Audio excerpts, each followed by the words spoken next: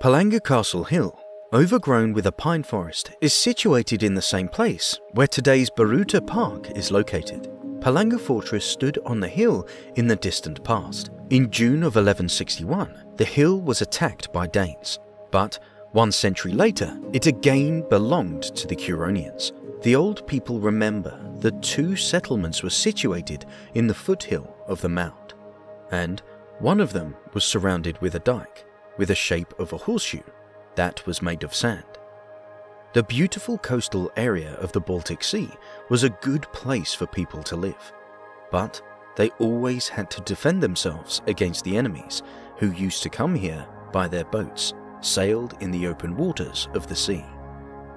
The arrowheads and a spear with a sheath that were found in the sand are reminiscent of this fact. The local men, who wore brass rings, clinched the boats and were selling amber to the foreigners for silver money.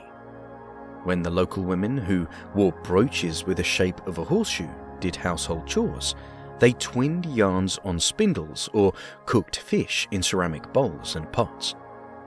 The people usually lived in their wooden houses, but also built houses with clay walls and red roofs. The latter element is still called a standard of the architecture of the coastal region. The people of Palanga not only lived comfortably by the sea, but also could curiously observe the life of the castle hill. It is said that a temple observatory stood on the castle hill. Its primary purpose was to observe the movement of the sun and the moon and carry out calendar measurements. A priestess, Birute, stoked a holy fire in the sanctuary. She was later taken by force by Kęstutis, the Grand Duke of Lithuania, who married her. Kęstutis, who ruled Trakai and Samagiša, heard about a maiden named Birute who lived in Palanga. She sworn to gods according to pagan customs that she will keep her virginity, and people worshipped her as goddess. Kęstutis went to Palanga, and he liked Birute very much because she was a very beautiful and clever girl. And Kęstutis proposed marriage to Birute.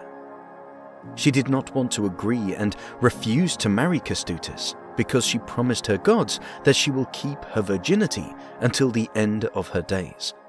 Then Kęstutis took her by force from that place and with great respect escorted her to Trakai, the contemporary capital of Lithuania, and he summoned his brothers to celebrate the solemn wedding, during which he married that maiden named Birute.